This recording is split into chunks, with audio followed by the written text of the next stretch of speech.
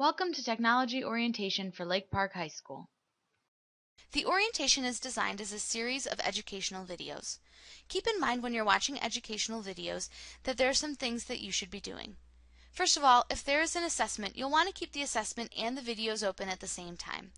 The best way to do that is to create two windows or more windows using the Restore Down button in the upper right-hand corner of your screens. You can move the windows to wherever you are comfortable working with them. Perhaps they are next to each other, or perhaps you prefer one above and one below. That's up to you. As you watch the videos, work on the assessments and follow along. These videos are designed to be concise and to the point. If you're following along and doing everything they ask, you may fall behind. Feel free to pause and rewind the videos as you need. If you're completing an assessment as part of this orientation, your goal is to complete the assessment with 80% accuracy. As you watch the modules, be sure to keep that goal in mind. One way to make sure you are successful at Lake Park is to take time to get to know the technology tools available to you. There are several modules to this orientation. From these modules, you will learn to check your grades using Home Access Center and manage your files using the portal and Google Drive. You will also gain access to your student email account and the Lake Park Wireless Network. At East Campus, there are 2 physical labs available for your use during the day, in addition to wireless access within and outside the building. The computer lab, which is also called the Gen Lab, is located on the 2nd floor and has a total of 90 computers. In the Gen Lab, it is an academic focused space, and there is help available while you're working on your projects and homework. Take a look at the hours. They open at 7:30 and they close at 4 in the afternoon, so you can leave with plenty of time to catch the 4 o'clock bus. The library also closes at 4 o'clock, but it opens at 7 a.m., so it opens a little bit earlier. There are 38 computers, and there are also tables available for you. And once again, it's an academic focused space, but there is help available as you work on your projects. These spaces are intended to be hubs of activity where students can work independently or collaboratively, as well as receive help completing technology-driven assignments. Keep in mind that preference for computer use is given to students working on academic assignments, though recreational computer use is permitted. We hope that visiting the labs will be a positive experience for all students.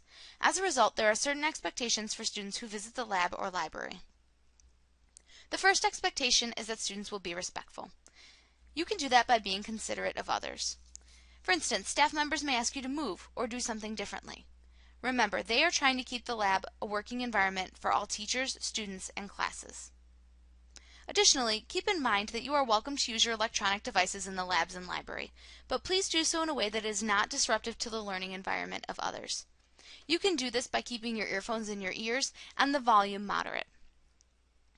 When you are conversing with others at your table, or in the row with you, please be sure that you are using a soft, low-volume voice. Lastly, food and drinks should remain put away while you visit the library or the lab. These are all the ways that you can be respectful at the library and the labs. Being responsible in the lab is easy. Make sure you have your ID out and ready when you arrive at the library or the labs. A staff member will ask for your ID upon arrival. They will hold your ID at the front desk for the duration of your visit. When you leave, they will return it to you. You are responsible for scanning in for attendance in all of the common areas, such as the computer lab and the library. Keep in mind that teachers can and do check the scans in the lab, library, tutoring, and testing areas. If you have a pass to be in the library or lab, please present it to the staff upon arrival. You do not need a pass to visit during lunch, with your full class, or before or after school. In some cases, the lab or the library will be full, and the staff will ask you to please return to the class from which you came. Please make sure that you go directly back to class. The third expectation when you visit the lab or the library is that you will be safe. Make sure that when you are physically in the lab or the library that you are keeping the aisles clear and your bags tucked underneath your seats or table. Also, be sure to stay safe when you are in your virtual space. Keep your login and password private. Your assigned password grants access to your personal drive, which contains your work and files as well as your student achievement records and other personal information.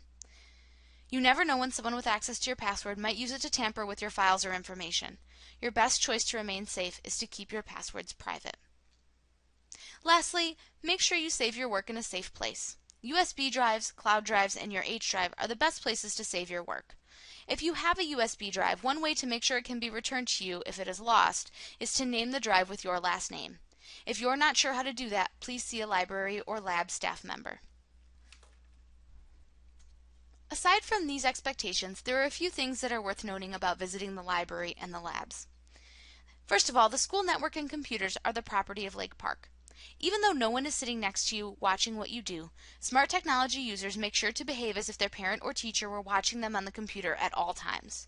That is because every keystroke and website accessed through the school network, whether on a desktop computer or your own personal device, can be tracked and recalled. Be sure to always act in a school-appropriate manner because violations of the acceptable use guidelines, which you and your parent signed at registration, can result in consequences from the dean's office. When you are finished working, lab or library computers can print your projects and documents. Right now, the ability to print wirelessly is not available.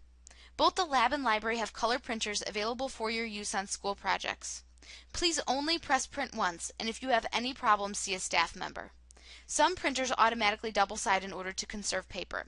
If you do not want your work double-sided, please see a staff member before printing. Now that you know the basics, it looks like you're ready to start trying out some of our technology. As you continue to the next module, if you haven't already done so, you will want to make this window smaller using the Restore Down button in the upper right-hand corner of the window, so that you can watch and listen while you follow along.